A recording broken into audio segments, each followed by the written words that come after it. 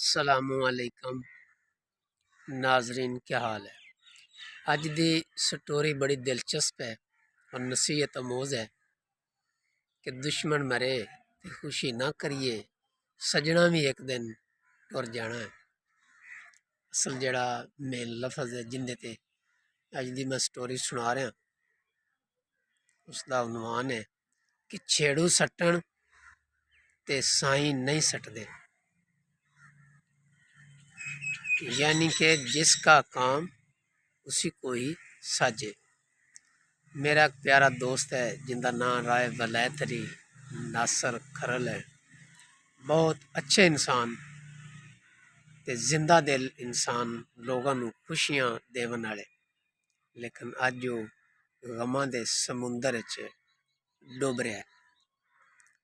उन्होंने एक ही बेटा सी ते उन्होंने कैंसर हो गई और कैंसर केयर हॉस्पिटल रायगढ़ दे विच दाखिल है।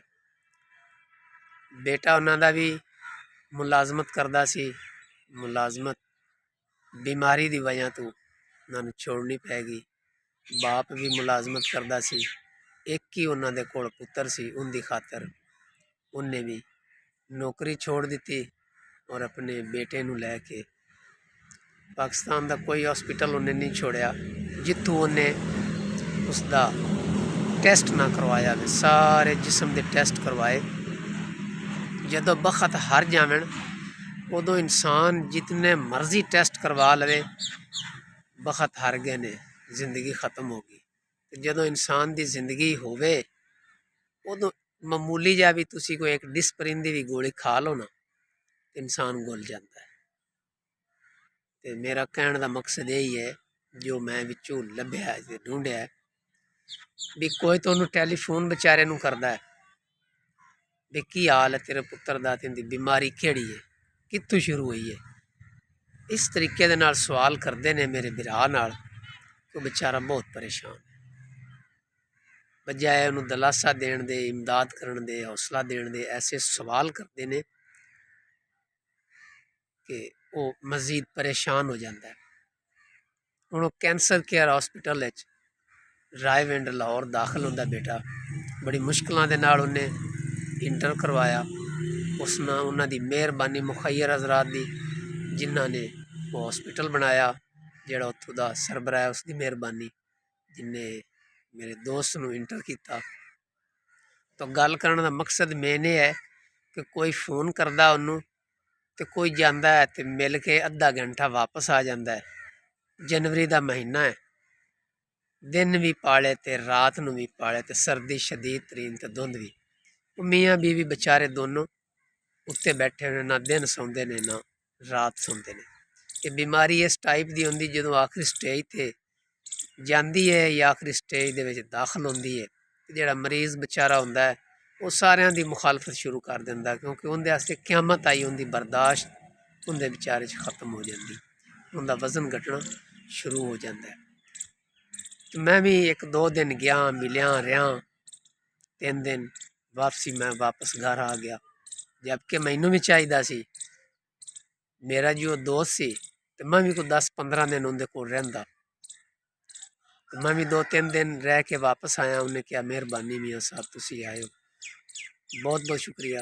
लेकिन घर आके सोचा है कि वाकई जिंदा बेटा है उन्होंने तो असल तो दीद उन्होंने ही है ना, सानू तो दीद उतलियां तो कौन ना, दोस्तों रिश्तेदारों, सन तो कोई दीद नहीं।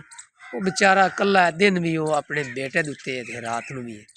तो मेरी अपील है जेड़े मेरे दोस्त बजुर्ग मावा भैन मेरा व्लॉग वेखन सुनन, उनके हक जरूर दुआ कर।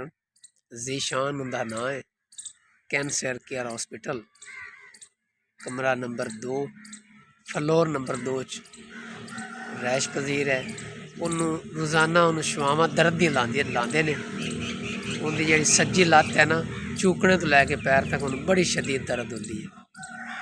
तो वजन उस बेचारे का इतना कम हो गया कि जो उसनूं वेखने तो परेशान हो जाते। कैंसर एडी गंदी तो मूजी मरज़ है, ये इंसान नूं खोर देंदी है जो जहर होंदी है। वो इतना सोहना सी ਮਾਸ਼ਾਅੱਲਾ ਸੁਭਾਨ ਅੱਲਾਹ ਫਕਤ 3 ਮਹੀਨਿਆਂ ਦੇ ਵਿੱਚ 90 ਕਿਲੋ ਉਹਦਾ 33 ਕਿਲੋ ਵਜ਼ਨ ਰਹਿ ਗਿਆ। ਤੇ ਅੱਲਾਹ ਤਾਲਾ ਜਿਨ੍ਹਾਂ ਮਾਵਾਂ ਭੈਣਾਂ ਦੇ ਬੱਚੇ ਜਾਂ ਮਾਵਾਂ ਭੈਣਾਂ ਬਜ਼ੁਰਗ ਇਸ ਕੈਂਸਰ ਦੇ ਵਿੱਚ ਮੁਬਤਲਾ ਨੇ, ਅੱਲਾਹ ਤਾਲਾ ਉਹਨਾਂ ਦੇ ਹਾਲ ਤੇ ਰਹਿਮ ਫਰਮਾਏ। ਤੇ ਤੁਸੀਂ ਵੀ ਇਮਦਾਦ ਕੀਤੀ ਕਰੋ ਤੇ ਦੁਆ ਕੀਤੀ ਕਰੋ। ਤੇ ਉਸ ਮੁਖੱਯਰ ਹਜ਼ਰਾਤ ਦਾ ਜਿਹੜਾ ਹॉस्पिटल है उसकी भी इमदाद करो ताकि उत्थे जिन्ने ज़्यादा तो ज़्यादा भी दोस्त अहबाब आवन उन्होंने इलाज हो सके। तो वाकई भी छेड़ू सट देंदे ने ते जेड़े साईं होंदे हैं ना वो नहीं सटदे, इंदे च कोई शक नहीं। असी इत्थों यह साबत होंदा रिश्तेदार भी ते दोस्त भी आरजी हैं, बिल्कुल आरजी इंसान कल्ला ही आया, उन्हें कल्ला ही जाना है। अज उन्हां दा बेटा है तो उन्होंने बेचारा भी पता है कि उन्होंने ते की गुजरती पई है। तो सानू मुआशरे नू चाहिए जे अगर असी कुछ दे ना सकीए अपने दोस्तों या रिश्तेदारां नू तो इस स्टेज पर आके अगर 10-10 8-8 दिन असी इन्होंने साह कढ़ा देवीए, इन्होंने हौसला दे देवीए। जेड़े मुखैर हजरात हैं रिश्तेदार या दोस्त अहबाब उन्होंने चाहिए खिदमत करनी चाहिए। जेड़ा किसी नू सुख दिंदा है ना उनके बदले अल्लाह उन्नू सुख ही दिंदा है।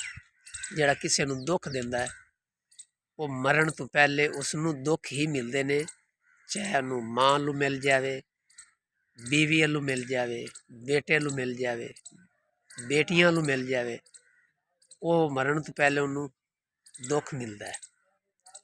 तो उस मेरे भाई दे हक खसूसी दुआ करो अल्लाह उनके हाल ते रहम फरमावे। असी पॉजिटिव सोच लैके ज़िंदगी गुजारिए। मैं इजाज़त चाहवागा। अल्लाह हाफिज़।